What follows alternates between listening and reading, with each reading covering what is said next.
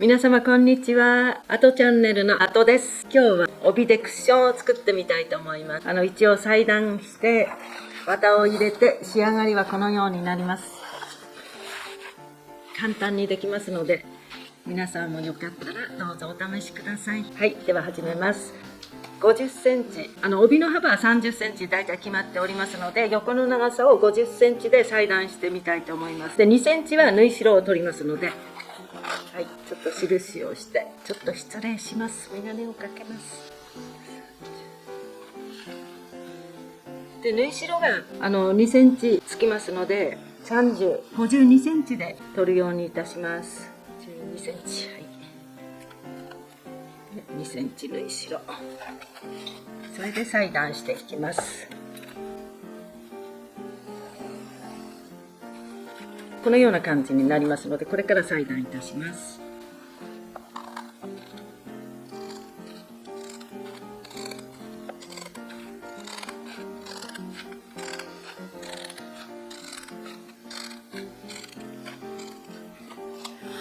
で、2センチのところにちょっとアイロンをかけて形を作っておきますので、アイロン温めてありますので、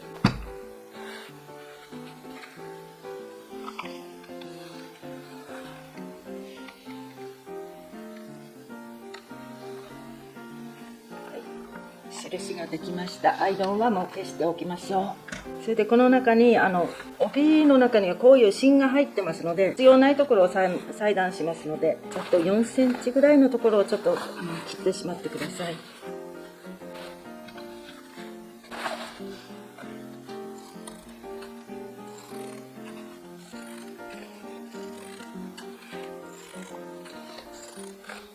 はい、縫い代部分を内側に折ってもう一回アイロンをかけます。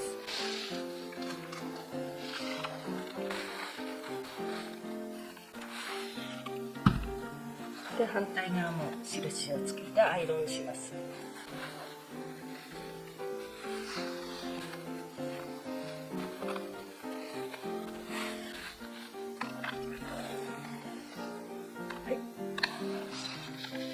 これで次はもうびっくり綿を入れて出来上がりになるんですけど、これもね、ほどいてしまうと大変なのでこのまんま入れます。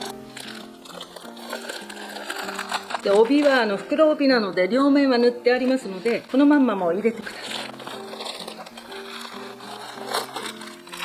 これがなかなかね、苦心するところなんですけど、あとはもう縫うだけなんでとっても簡単です。で、ちょっと形を整えます。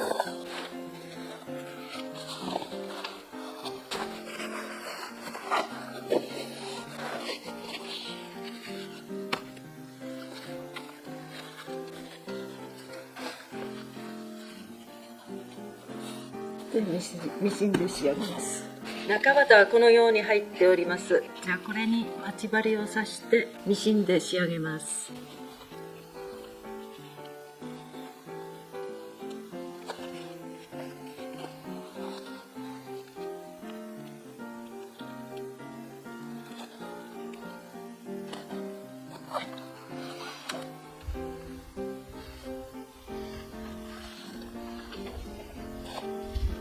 仕上げます。